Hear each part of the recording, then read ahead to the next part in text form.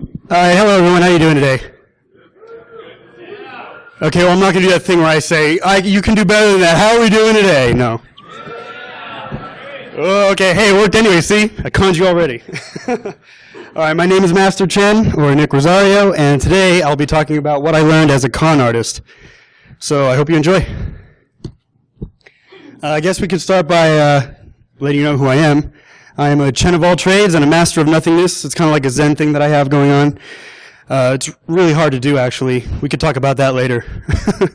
I got started in sales and martial arts. So I used to run my own martial arts school, and so I'd have to, find new clients, sign up new people, and this is where I learned a lot about sales, about talking to people, about social interaction, and just getting to know people and getting inside their heads. And from there, I went on to getting a psychology degree, or I'm working on getting a psychology degree next fall.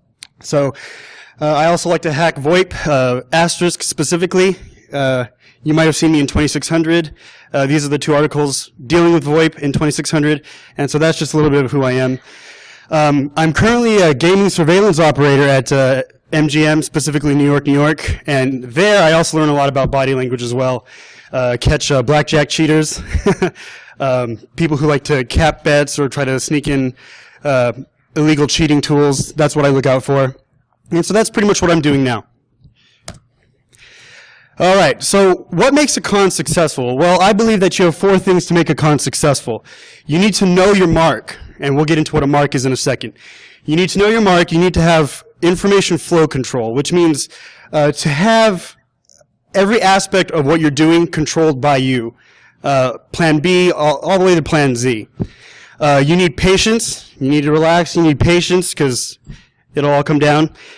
Con stands for confidence, so you need confidence in yourself, and you also need to have their confidence in you as well.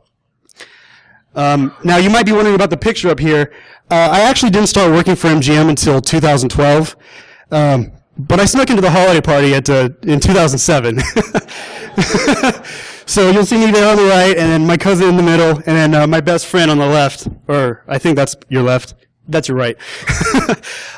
We actually snuck in just because we were decently dressed, and they didn't card us or anything, so it was that simple. And that's the thing that I want to talk about today, is that conning is very simple. You don't have to run a Ponzi scheme. Even though I never have, I think I could with the right amount of tools and resources. And so we'll move on from there. So before we get into some of my examples today, we're going to talk about useful terms. The first one is the mark. You might have heard this in watching TV, like Leverage, or some of my favorite TV shows, White Collar. The mark is basically your target, the person who has the assets that you want to grab. Okay, the play is your plan of action, what you're going to do to con the person out of those assets. The shill is actually the person who is in on the con, but they look like they're just some average Joe Blow part of the audience. So I might have a shill in here too, I don't know. Okay, so these are not my examples, but these are classic examples of cons. You might know these. You have the 3-card Monty, also known as the shell game or the card game, where you're looking for the queen among three playing cards. Now, what makes this con successful is that you have the shill who's in the audience pretending to look for the queen or the shell under the cup, under the cup, and so they'll conspire with the mark when really they're conspiring with the con or the dealer. And actually, I see this a lot on the Vegas Strip. The cops bust them all the time. They pull out their fold-out tables, and they do like a really quick 3-card Monty, and when they see the cops coming, they'll run, I see it every day. Well, I used to. They don't play so much at night, like 3 in the morning. Okay, so the second one is called Pig in a Poke, and basically what you're doing is here, you're showing off a set of merchandise, and then when the person buys your merchandise, you give them something that's of lesser quality. So you maybe show them like a Coach bag or Louis Vuitton, and then the package that you give them is not of the same quality. And so that's what you call a pig in a poke. You might have other examples in your head maybe, or you might have heard this before, but that's what I think of when I think of this con. The third one is the bait and switch. This is also another classic con. It's similar to number 2, the pig in a poke, but it deals with advertising methods. So the advertisement gets you into the door, And then after that, they'll take that deal away and give you something else that's either of lesser value or just something that they wanted from you in the first place. So I actually have an example of the pick and a poke. Or not pick and a poke, I'm sorry. The bait and switch. Yeah, there you go. 1 second.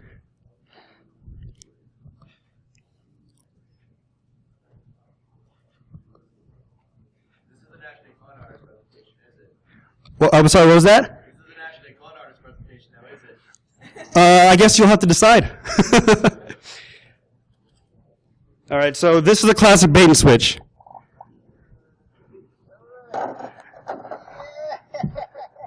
Okay, so you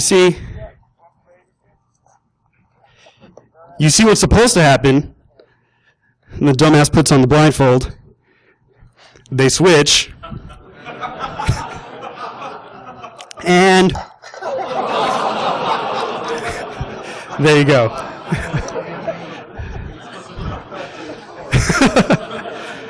So that is your example of the bait and switch. So when you're finding a potential mark, there's a couple of things that you got to keep in mind. Every single person in this room, every single person that you come across is motivated by something. That something could be anything: money, power, religion, lack of religion, family, friends. It's all there. People want to be recognized. Maybe you guys want to be recognized for the software that you write or that you don't write. And you could also have, motivation could also be gender specific. Women tend to be motivated by other things than men. And I'm not trying to put people in a gender box, but there are some things that you can look for when it comes to gender. So what you're trying to do is you're trying to find that motivation and be that solution. You're trying to be that answer. And you do that by talking to somebody, grabbing on their body language, paying attention to what they say, what they do, how they say it. And you'll notice that when they're really motivated by something, you'll hear it in their voice. You'll hear it in the way that they talk about the subject that really interests them. And so again, your goal is to be that solution, be that answer. You want to be the way that they can have their dreams accomplished. So in a con, while the con is going on, how do you keep control? What I learned in sales is that you keep control by asking questions. You ask questions, and it forces them to answer. And you might have heard it before. You ask open-ended questions, not simply yes or no questions, but just questions that force them to explain their issue, force them to explain their mindset, force them to explain what it is that they want. And along with that, you have to speak less and listen more. So awkward silences usually give them the feeling that they need to explain something. So let them explain. Let them just keep talking until they tell you everything that you need to know. And the third one, I wish I brought my towel with me, is don't panic. Okay, so example number one, this goes back to high school, or I'd say high school, freshman year. I think that is past the statute of limitations. So the example is that guys have diaries too. Basically, my mark was a girl that I used to have a crush on, but she didn't have a crush on me back, so fuck her. She actually had a crush on my best friend at the time, and I was like, well, shit. So I told her, and Mark was infatuated with my best friend. She just was head over heels about him. She wanted to know everything about him, and she had these delusions of mutual affection. Now, to her defense, maybe he led her on a little bit, but in any case, I saw an opening to maybe get even. I was immature at the time, whatever. So she wanted to know why he seemed distant. She wanted to know what was on his mind. Well, I was the solution. I said, yeah, well, he actually keeps a journal, and for some reason he shares it with me. So here, open this file. It's called journal.bat. Now, back then, I believe this was Windows 98 SC. So the way I wrote the bat file was it deleted all other batch files in the system. So the computer wasn't bootable afterwards. She actually paid Geek Squad too, or whatever was out there at the time. I think it was through Best Buy though. Okay, well, the example two is a lot of my sales tricks that I used to use when getting new students for my martial arts school. The first one I call respect the non-present authority. So basically, if I'm talking to somebody about signing up for classes and they're kind of on the fence about signing up, I would say, okay, well, let me see if I can work a deal out for you. So I would call up some random other martial arts school, or not another martial arts school, but somebody that's affiliated with me, like maybe a colleague or whatnot. And I call them and say, hey, I got this nice couple here who wants to sign up their 5-year-old daughter for self-defense classes, but they're a little on the fence about signing up. I was wondering if we could work a deal out with them. And, they'd catch on really quickly because they'd probably be using the same tricks. And they'd be like, oh yeah, well, instead of X amount of dollars a month, let's go ahead and give them $50 a month and they could do all the group classes and private lessons. No problem, give them that deal. So that was the plan originally. Really, we just wanted that money out of you, so that's how we got it. When I say non-present authority, it's easy to say no to the person who's sitting across from you. It's not so easy to say no to the person who's not present, who's not there. Think about like Mr. Big, or maybe like Deal or No Deal. At least that's what comes to mind for me. The second one is actually my favorite example when it comes to sales. I call it the sealed envelope. So again, you have somebody who's on the fence about signing up for classes, and what you would do is, or what I would do, is I would say, okay, I'll tell you what. I'd invite you to go ahead and shop around, talk to other martial arts schools, see if you can get a better price, and what I'm going to do is I'm going to take my business card, and I'm going to write the price on the back of the business card. I'm going to put it in this envelope, and I'm going to seal it. And I'll keep it sealed. You'll initial on it, and we'll keep it sealed. And if you find a price better, come back, and I guarantee that I'll be a better price. No matter where you go, in-state, out-of-state, I will always be the better price. I guarantee it. So what this does is they'll leave. Now, if they sign up for me, if they sign up with me or not, is not the point. The point is that I want them to come back so that I can either have a second chance at talking to them again or just to prove that I can get them back. And this worked probably about 4 times out of 5. So they'd come back, and then they'd just be interested in, what happened with the sealed envelope. And I'd say, okay, well, let's open it together. So we opened the sealed envelope, and I wish I had a picture of it. But basically, on the back of the business card, I wrote $5 less than where you went. But it brought them back. It brought them back so that I can talk to them again and maybe have a second chance at selling on them. So the last one is what I don't like to do cold calling. I hate it. I really do hate it. I hate bothering people at home. I hate just picking a number out of a phone book. So what I would do instead was I'd stand outside by the grocery store handing out passes, for free weeks of martial arts, maybe a free month or whatever. When I first started this, I was about 16 years old, and I got rejected a lot. I mean, a shitload. I'd hand up the pass, and they'd hand it right back. It was almost like playing a trading card game with my own cards. So I figured they're saying no to me, and I can't take that personally. So how do I make them not say no to me? So what I do is I just say, I was asked to give this to you. So now they're not saying no to me, and they actually feel more obliged to take it. So even if they're not going to sign up with me, they took the merchandise. Maybe they'll think about it later, but the point is that it got them the propaganda, it got them the marketing out there. So again, I say, hey, I was asked to give this to you, and they take it, and they don't give it back. So that's another example. All right, now example number 3 is actually my favorite example out of all of the examples that I have, because it's the most intricate. It's the most, in my opinion, well thought out con that I did. Maybe I shouldn't admit to anything here. But let's see. So the mark was persistent. I guess I should do a little bit of a backstory here. My cousin is a nurse, and she has another nurse friend who was dating a doctor. Well, you know how that goes. Employee relations doesn't really end well all the time. So she had suspicions of the doctor kind of not playing nice and emailing people that could influence her career. So she thought that the doctor was sabotaging her career by emailing people saying, don't hire this person, don't continue her promotion and whatnot. So she wanted proof. She wanted proof that there was correspondence in his email, and so she came to me thinking that I was a hacker for hire.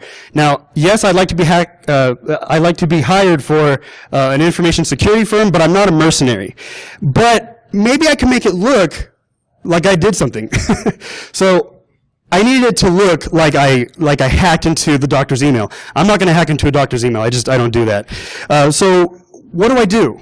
Well, I told her it would take a little bit of time.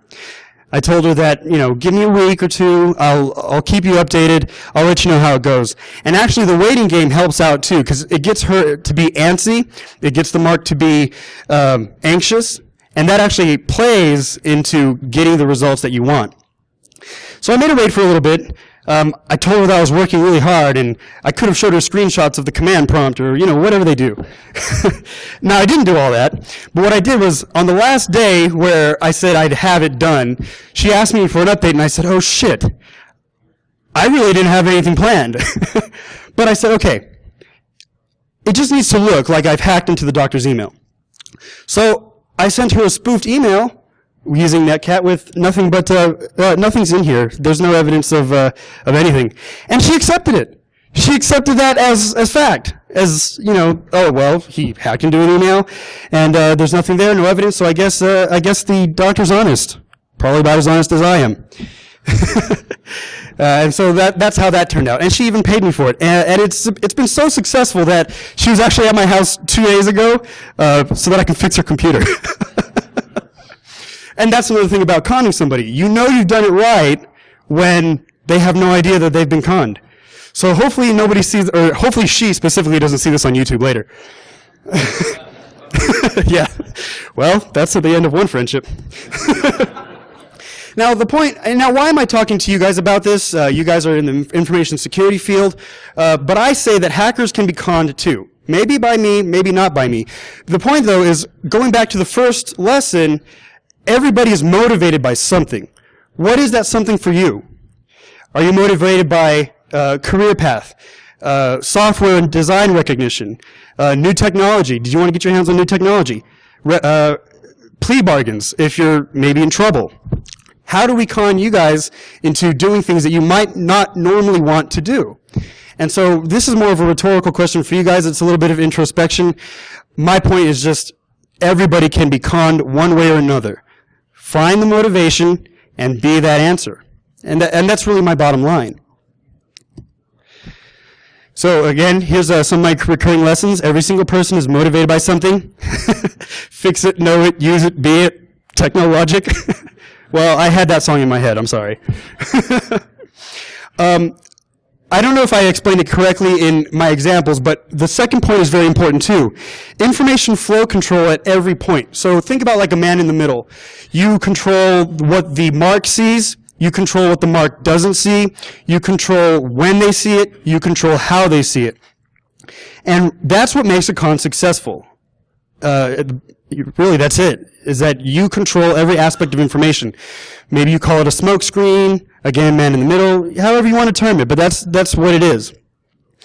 And what makes conning somebody really successful is that people want to see results, so much so that they might ignore their skeptical or critical side. So why do we go to magic shows? We go to magic shows knowing that we're going to be deceived. So automatically going to, like, let's say Penn and Teller or Chris Angel, which really isn't a magic show, by the way. It's a Cirque du Soleil show with a whole bunch of flipping. Just in case you guys are interested, don't go to that one. I would suggest O or maybe Zumanity. Professional experience. So, but yeah. So why do we go to a magic show? Because we want to be deceived. We want to be conned or deceived in a way. We want to see that illusion. But the point is, you don't have to go to a magic show to be deceived. You go to a magic show expecting to be deceived. But where else are you deceived that you don't expect it? You know, sales, maybe, but you also have what's called swindling. What's the difference between swindling and sales? Well, with sales, you actually get a product in return, a product or service in return. Swindling or conning, you give them the money and they walk. They sell you snake oil and they leave. And then you call up saying, where the fuck are you? And they're nowhere to be found. They've closed up shop and they're out. So, these were my references. The one on the left is called Mind and Manipulation by Dr. Ha Ha Lung. Oh, formatting got messed up. It's okay. And then the one on the right is probably a more familiar book for this community, the social engineering book. So that's pretty much what I have. So.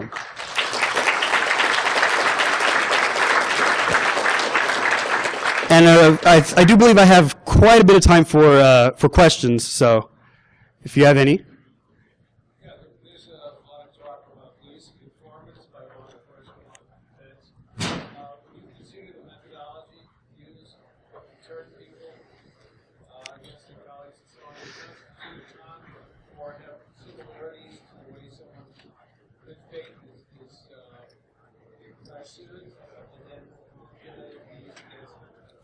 I would say that there are similarities, but the thing with, you got to remember that a con is basically a confidence game. So you're relying on a product or service or a promise, and in the end, you don't get it. So if you're trying to turn somebody, like as an example, you're trying to turn a double agent or whatnot, you have to promise something that at least they believe they're going to get. And that's probably where there's a little similarity and maybe a little bit of difference there as well. So I actually don't work in law enforcement, although with gaming surveillance, I do see the FBI quite a bit. Any other questions?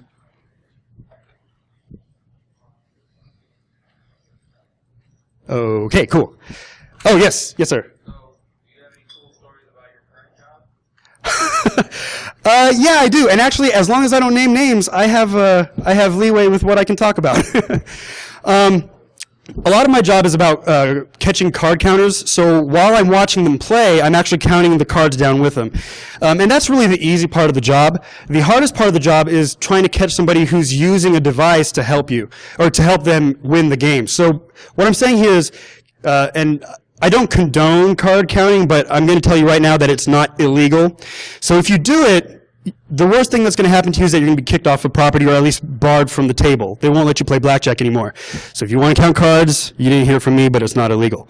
But what is illegal is using devices to help you. So if you have a card counting app on, like, let's say your iPhone, I don't know the specific name of it, but there's one where if it's a high count, you tap the top of the touchscreen, and they usually have it on their lap. And if it's a low count, you tap the low part of the touchscreen, and then it lowers the counts for you, and then it'll vibrate according to how you should bet. It's actually pretty sophisticated. I'm an Android guy, so fuck that. But yeah, so as far as specific stories, hookers.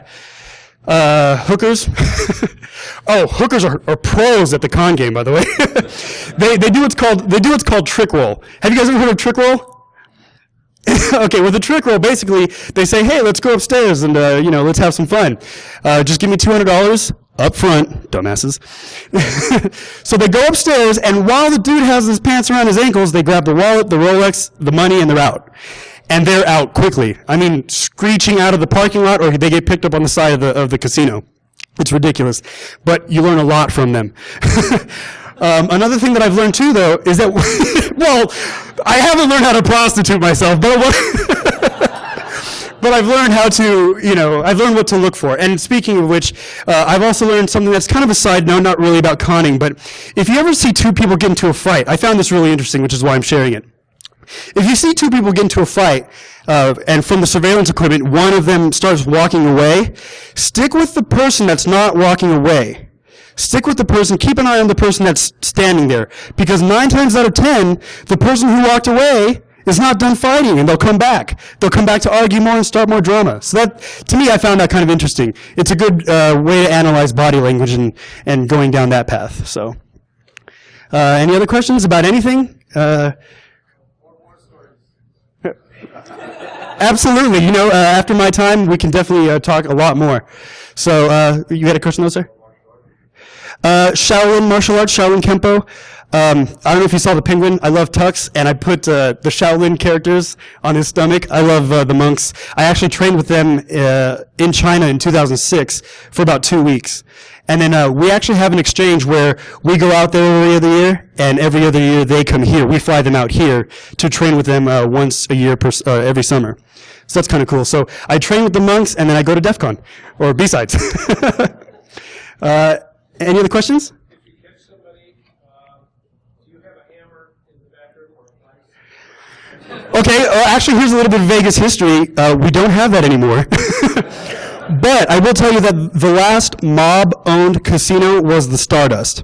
Everything nowadays is corporate, So you have two major players on the strip. You have Caesars Entertainment, which is where Black Hat is, and then you have MGM, which owns the other half of the strip. So, like I said, I work for MGM, and I'm at New York specifically. By the way, I'm not working tonight, so if you go there and count cards, it's not my fault. But I have other people who are watching. But you have MGM, I'm not going to name them all, but you have MGM, Aria, New York, Mandalay Bay. They're all part of the same company. And then you have Caesars Entertainment, which is also part of Harris, I believe. So you have Caesars, Venetian, yeah, exactly. So I find that interesting. But no, to answer your question, no more hammers, no more rubber mallets or anything. Any other questions? Yes. Of course. Maybe this should have been this should have been an underground talk. But this was my first speech, so I submitted to Proving Grounds. As long as you're promising something that you can deliver, it then becomes more of like a contract situation where you have consideration and acceptance. And I took a course on tort law, so that's just something that I remembered. But that would be something that makes it somewhat legal, but don't quote me on that because you are still conning somebody out of something. Exactly. Thank you, sir. Yes, used car sales, I would say that's a con game. I really would. Because they're promising something and then, in my experience, it's subpar. It's not really what they're promising. And it's legal. So yes, that's your example, used car sales.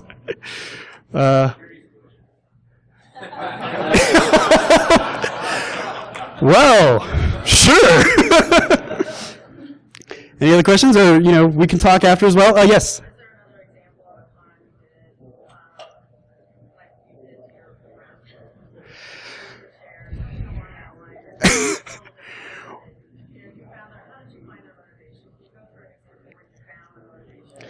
Well, for the example with the nurse, she was already desperate. She came to me because she wanted to know the answer so bad. Why? That's usually questions that you get. Why? Why did he do this to me? Or, and so that's really their motivation. As far as determining somebody's motivation or determining somebody's reason of asking something, you just ask the right questions. You sit them down and you talk to them face to face. Face to face is the best way, by the way. I know that a lot of social engineering can be done with the phone, but what I do is when I talk to somebody face to face, I can pick up on their facial expressions, their micro expressions, body language, and things like this. And then from there, I can see maybe what they're not telling me verbally. They're telling me in another way. As far as a specific example, I can't think of one off the top of my head. But if you give me a couple of minutes, I'm sure I could pull out something from my head. Now, whether I'm lying to you or not, you'll have to decide. Yes.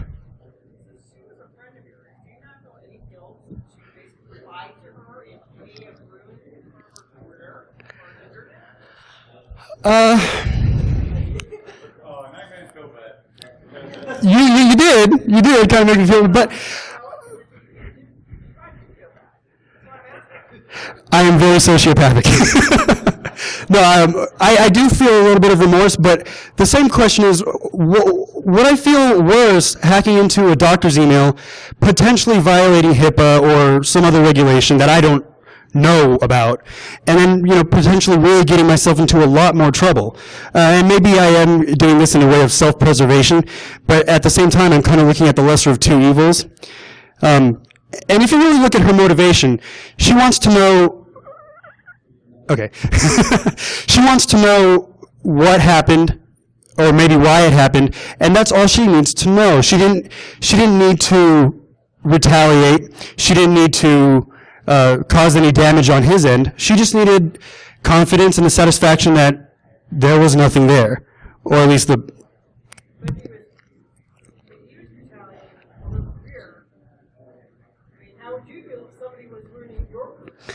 Well, looking back, see, and that's another thing, we still talk, that's a good question, but she's actually going for her MCAT in about 3 weeks, and her career seems fine to me. So, well, yes, to me.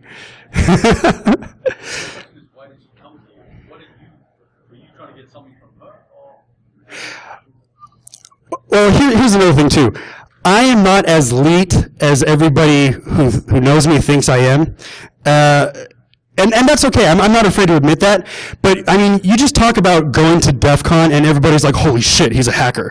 You know, and so they say, well, can you do this? Can you do that? Or they see a movie and they're like, well, can you do this? And can you do that? And really, that's how she approached me, is I heard you really this and that. Can you do this and that? And I said, well, we could try. So, I think I'm out of time, but I can answer any of the questions right outside. I have no time limit, so